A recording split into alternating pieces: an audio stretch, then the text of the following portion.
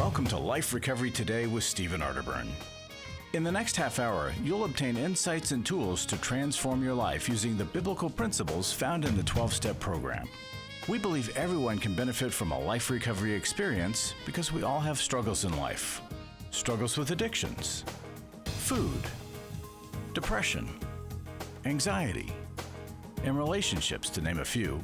You'll be encouraged to see how others have found a new way of life with hope for the future through life recovery. Your host is Steve Arterburn, founder of New Life Ministries and Women of Faith, author of over 100 books, and teaching pastor at Northview Church, one of the fastest growing churches in America.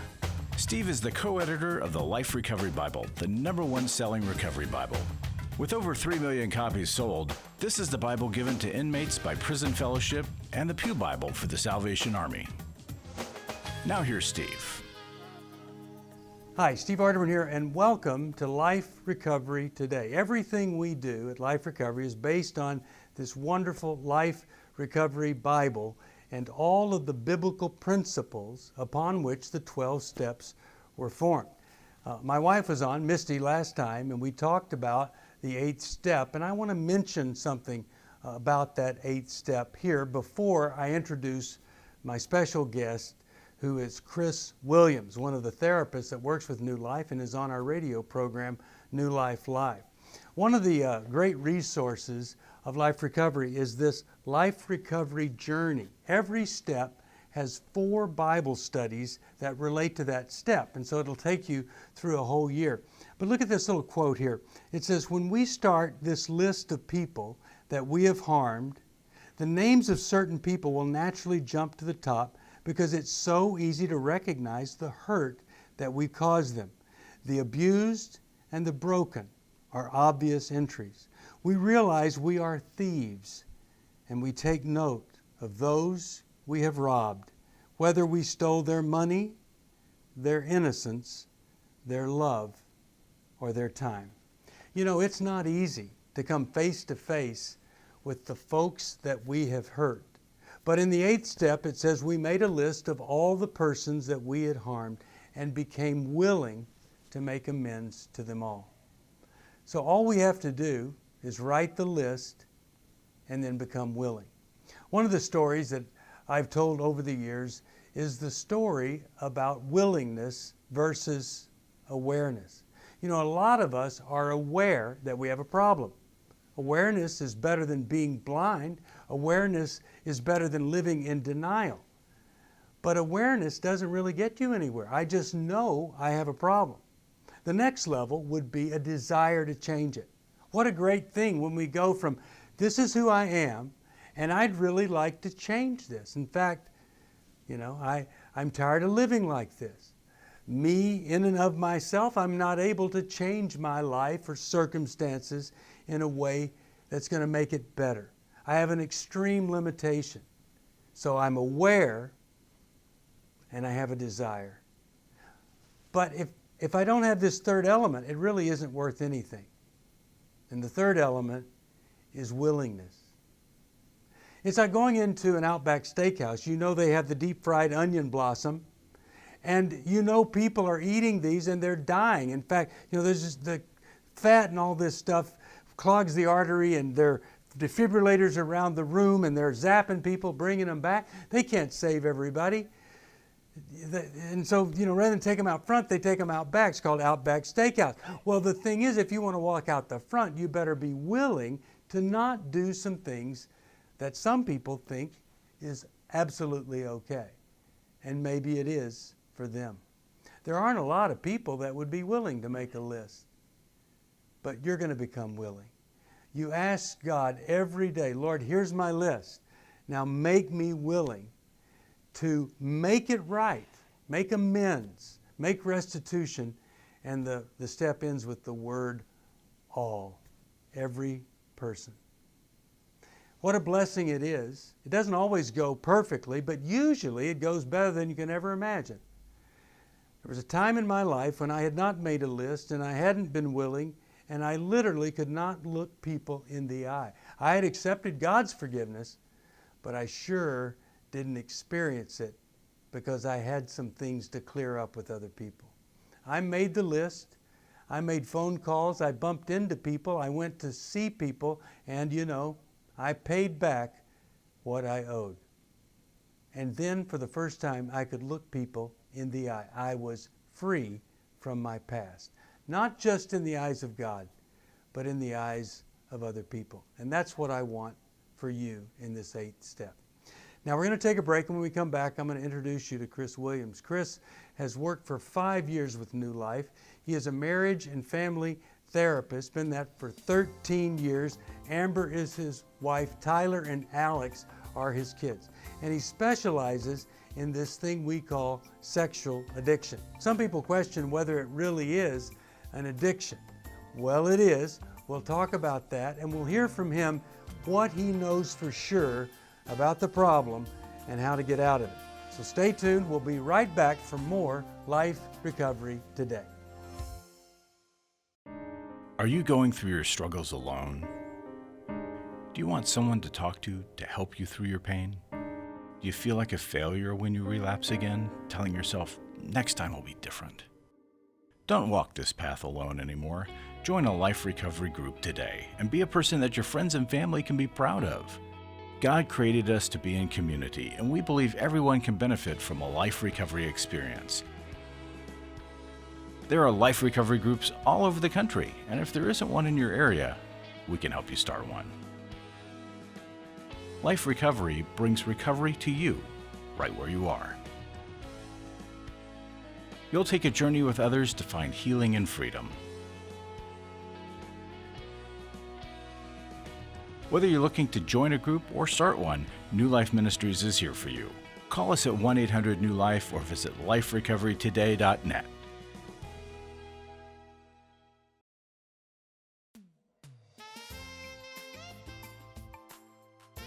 Welcome back. Steve Arterburn here, and I am thrilled that you're back with us. We're going to talk with Chris Williams. As I said, he's a marriage family therapist, and his specialty in the area of addiction is sexual addiction. Chris, welcome. Good to see you, buddy. Hey, it's always great to be with you, Steve. I love hanging out with you, and I love the work that we get to do together. Now, Chris, all that you know about sexual addiction didn't come from a book or studies in college. You have a story. Yes, absolutely. And it's a painful one, but it's also really an important one. And so, again, sexual addiction didn't start with me trying to professionally address this. It is part of my personal story and part of what I have struggled with for many, many years. What got you started on the path toward a sexual addiction? You know, there was a lot of factors in my life. There was early exposure. That's one of the key factors. But, I was exposed to pornographic magazines as early as 5, 6 years old. They were kind of in my home through either my older brother or other people, kind of off and on, but even in neighbors' homes. But I became, unfortunately, fascinated and intrigued and drawn to it through that early exposure. And in the meantime, my family was experiencing my dad's alcoholism, and we had addiction in the family. There was a divorce, and my father leaving my life when I was 8, at least on a daily basis, became a real pain point for me that I didn't know what to do with that pain. Yeah. And that became the early part of finding that pornography was a way for me to medicate that pain. Okay, so at the worst point, right before you got help, what was it like, and what was the turning point for you? Yeah, it was one of these things that I always knew that it was wrong. I grew up in a Christian home. I grew up in the church, but it was this secret struggle that I would try to pray away. I tried to discipline away, all of my willpower, even to the point where I got married. Nothing would take this away. And the part of my problem was, as I would have periodic seasons where it could be relieved, where I would not experience this pornographic drive and this sexual acting out. But that would just honestly, at the end of the day, just led to my denial mechanism, to believe that my own willpower could overcome this. And I always just thought of it as just a bad behavior that needed to be taken care of. But my rock bottom was a little bit different. It was early on in my own grad program, and I went to a conference, and at this conference, I wanted to learn more about, treating men's issues and treating sexuality. And I went to a seminar on sexual addiction. And the professional there was talking about all of the underlying processes of sexual addiction, like what goes on beneath the surface on the inside of a person. And when he was talking throughout the day, it just hit me like a ton of bricks that he was talking about me, that this was an addiction, that this was something that I was struggling with. And up until that point, what was happening over and over and over is I was becoming more and more buried in the shame and the secrecy of the sexual addiction. And so it was disordering and disrupting my internal world. My insides were all messed up. So share some of the things you know and that you heard that day so that somebody that's watching this might say, yeah, that's me too. What are the signs, the symptoms? Well, it was shame being the number one.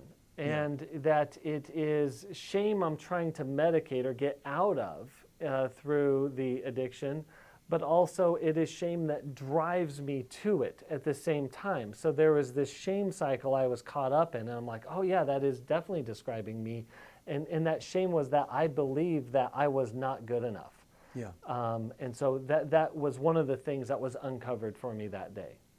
And the person that, let's say, uses pornography, maybe thinks this is what everybody does. What is that line that takes you into something that's unhealthy, well, from something that's unhealthy, which is using pornography, but something that is literally out of control and destroying your life? Yeah, like all addiction, it's a progressive disease, or it's a progressive nature. And so what happens is, like, first and foremost, we break our own value. We break our own promises to ourselves over and over, and we can't help but do that over and over. Then the time that we spend, whether it be the time viewing pornography, the time thinking about it, obsessing about it, everything becomes a trigger, and we start sexualizing, our world becomes sexualized on the inside. And so then we kind of know it's out of control. It's like I'm free to it, to this sexual acting out, but I'm not free to do anything else or free to focus on other things that are more important in life. I would say, too, you're certainly free to use pornography. You're certainly free to get out of it at any time if you're willing. Yes. But you cannot be free from the consequences of it. You are going to hurt people. Yes. And people are going to be impacted by your behavior, and you need to make that right. Yes. Now, Chris, when guys are working with you, what's one of the first things that you try to help them with in dealing with a sexual addiction? I think it's breaking through the denial. You mentioned it. There is all of these blinders that we have on that we use to justify the behavior. And so when we start really listing out very specifically, how much time is being spent on it? What are you looking at? How is it impacting your internal world? What's your depression look like? What's your anxiety look like? How is your anger showing up? How are you able to focus on your job? How are you able to engage in your relationship? And again, who is being harmed through this? Are you looking at work? And so we get really in the specifics. We have to kind of get, as I say, the devil's in the details, but so is God. So we got to get into the details. All right. So we've got two tools. If you see yourself or hear yourself, you can call 1-800-NEW-LIFE, or maybe it's somebody you love. Understanding and loving a person with sexual addiction, that's available at 1-800-NEW-LIFE. Then with the Life Recovery Bible, you can go through this workbook on sexual integrity using the 12 steps in your recovery process. And it really could change everything for you. And again, New Life is the one that sponsors this program, and you can call them, order this at 1-800-NEW-LIFE, and you'd get a Life Recovery Bible with it. Now, when we come back, I want to share with you some different levels of sexual addiction so that you or someone you love would be really clear, hey, I've got this, and it's serious, and it's not going to go away. So stay tuned. We'll be right back after this message. Stay tuned. It's hard to find a trusted friend when you're in crisis, someone who's been there and understands, but who also has the training and skill to give you practical help. Family, friends, and churches want to help, but often they're not equipped to care for those dealing with problems like addiction and pornography, infidelity, anger, depression. New Life Ministries is here to provide help and hope in life's hardest places. We're not focused on making people feel better. We're focused on helping people do the work that will help them be better. At New Life, we have resources available to help you, like books, DVDs, CDs, workshops, and our network of licensed counselors.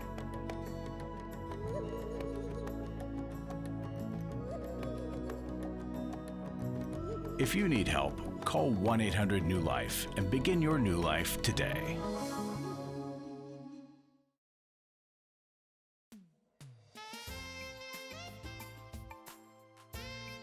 Welcome back. Steve Arterburn here and my special guest, Chris Williams. We've been talking about sexual addiction. And as Chris mentioned, this is something that gets worse. It progresses. And you know, somebody might be at a level, I've divided it into 4 different levels. Some people, or most people, to 3. But there's a level where I'm doing something that is legal and it's on my own and nobody else is involved. That's kind of the beginning. That's our use of pornography. That's our lusting after people we would be better if we didn't lust after. It's sinning. It's adultery, virtual adultery in our heart. Then there's a second level of where it's legal, but it involves somebody else. And so there, and certainly pornography involves another person. They could be certainly a victim of sex trafficking, but this is somebody that I know. So now I'm in an affair, I'm making contact either through phone, computer, or in person, but it's legal. The third level is that it's illegal and it involves another person, but it's illegal. And so that's like voyeurism or exhibitionism. It involves somebody, I'm using somebody, but I'm not touching that person. And then the fourth level is the most severe. It's illegal, and it involves a personal touch or, well, a personal abuse, where it's rape, incest, things like that, where I am literally committing a felony against another human being. So what you want to do, of course, is take care of this in the first level, in the initial problem, and not let it progress. So Chris, in your experience, personally, through recovery, working with guys in your particular practice, tell us some things that you know for sure about sexual addiction and the recovery from it. Yeah, I know that I know that I know, is the way I like to say it, that sexual addiction cannot be beat and you cannot recover on your own. There are 2 definitive things that we all need in this. We need people and we need a plan or a process. Okay. And so the people were the recovery community in my life. I needed to expose what was going on, one of the most difficult, terrifying things I ever had to do. And then I needed to put this with other people who are recovering. So I needed people to support me along the way. And again, people to support me in the details of my life to leave it behind. But I also needed a process. And you know, what is the plan to move through this? And that is where I discovered the 12 steps for myself in my own life through the community, my 12-step community. And that process has been just amazingly transformative in my life. God has used it in tremendous ways. Well, I'd just like to remind people that, you know, the 12 steps, they're really a 12-point sermon that has lasted and stood the test of time. They're a 12-point sermon based on biblical principles on how to change your life and to grow. Now, Chris, what would you say in working the steps would be one of the most difficult things for folks to do in working the steps? Is there anything in particular that you'd point to? I think it's staying with it. I think there's two things actually. I think perseverance. It's not giving up on it. You know, I see a lot of people stall out at the fourth step, and that's taking a fearless and thorough moral inventory of ourselves. But you know, you're talking about the eighth step. Eighth and ninth step is really difficult to do. What it really encounters is the courage to face our own darkness, to face that over and over and over, and to keep shining light in those dark places. And that's what the 12th step has done. And sort of it sends the rats scattering, and it dries up the mold spots. And so facing those is really, really hard, but there's really no other way than to do that. And that's why when we do it with the help of supportive community, the grace of God is unbelievably important to take along with us in this journey, because that is what provides the light to face our dark spots inside of us. What do you say to a person that's married to or dating somebody that has a problem, you know they have a problem, and it just might even be sexual addiction? What do you say to that person? Don't participate in the denial. Don't participate in all of the ways that we minimize it or justify it. Be honest to yourself how it's impacting you, whether that be through fear, anger, disconnection, whatever the case may be. Your experience of their addiction is real. It's important to you that you're able to be truthful and express that. But what you may not know is it's also really important to the person that you're in relationship with. They need to know that what they are doing is harming them. That's the point of what we're doing with the 8th and 9th step. This is harmful behavior, and people get hurt. And those of us who are hurt by it need to make sure that we're voicing that hurt. Yeah. You know, when New Life started in 1988, the first person that we ever worked with was a female sex addict.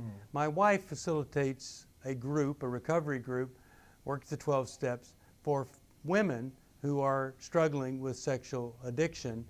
I think a lot of people are unaware that a woman can get trapped in this just like a man. Different 12-step programs like SA and SAA, SLAA, they do have women-only meeting and women-only resources for them. But I do believe it's getting in relationship with another female. It could be a female mentor, it could be a friend, but really getting it outside of yourself, getting someone else to help you along in that journey, and then beginning to connect with recovery resources around you. And so I know that many women who may deal with one addiction, and this is not just women, this is people, but maybe they got clean and sober from alcohol or drugs, but this sexual thing is coming up for them. And really disclose that to your community and keep working on this into the helpful solutions that are out there for you. Again, such as the 12-step communities that are specific to sexual addiction. Yeah, thank you, Chris, for your insights here, and especially talking about going from one addiction to the other. When I worked in inpatient treatment, people would put down the bottle and pick up a body, and they would begin just replacing that addiction. But thanks for all you do. Thanks for giving us your story and insight here. Now, I want to remind everybody there are resources that are available at 1-800-NEW-LIFE, Understanding and Loving a Person with Sexual Addiction, and then also the Life Recovery Workbook. But we do two events. One is Restore for the women that have been hurt by a sex addict, and Every Man's Battle. You can find out about those at 1-800-NEW-LIFE. I'll be back with a devotional thought for you right after this. Life recovery isn't just about making the courageous choice to give up an addiction or dependency. It's a journey towards health, wholeness, and becoming your very best you. If you need resources to help you in your journey, we can help. There are many life recovery resources that you can do on your own, with a group, or with your church.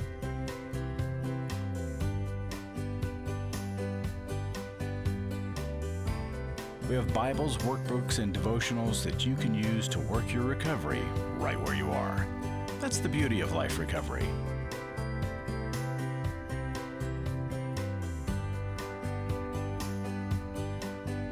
To learn more or to get the Life Recovery Bible or any other life recovery resource, visit liferecoverytoday.net or call us at 1-800-NEW-LIFE. 1-800-NEW-LIFE.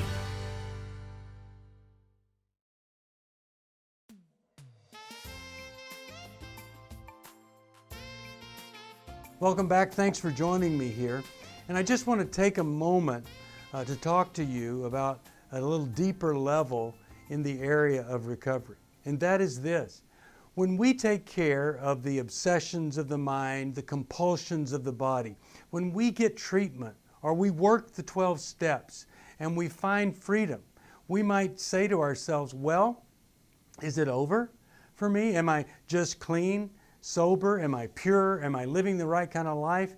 But I missed what God wanted for me? Well, let me give you some reassurance. My wife and I are working on two projects. One is the one-year Bible for men and the one-year Bible for women. And when we're writing these devotional thoughts for these Bibles, on the exact same day that the Old Testament passage talks about Aaron, God's first chosen high priest, Aaron ends up worshiping a golden calf over here in the Old Testament passage, and then every day in the one-year Bible there's a New Testament passage. In the New Testament passage on the same day was the story of Peter denying that he ever knew Jesus at all, 3 times.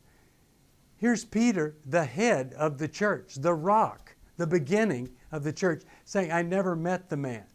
Now here's the question.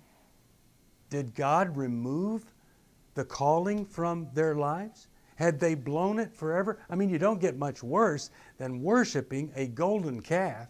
You don't get much worse than saying, I never met Jesus right before you're going to start the church, the body of Christ here on earth. He didn't take that calling away. And the calling that those men had, I believe you have the same calling. God has a special purpose for your life, a special calling. And though you've been through quite a bit, I don't believe that calling has gone away. I think God is still there for you and wants you there for Him.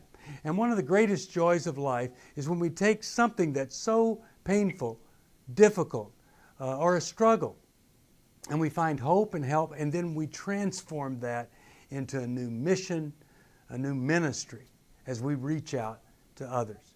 Well, next week we're going to have Michael Carey on, and Michael facilitates groups for men that are getting their act together. And don't forget, it's not just about stopping the pornography or the affairs or the lust. It's about starting to become a man of God.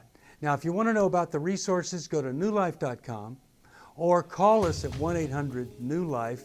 My thanks to Chris Williams, my thanks to you, and we'll be back here again next week for more Life Recovery Today. Thanks for joining us for Life Recovery Today with Stephen Arterburn. We hope this program has helped you integrate God's truth and wisdom into your recovery journey. This program is brought to you by New Life Ministries, and it's your support that keeps this program on the air. When you contact us for any reason, be sure to let us know that you watch on NRB. Call us at 1-800-NEW-LIFE or go to liferecoverytoday.net. Please join us again next week for more Life Recovery Today.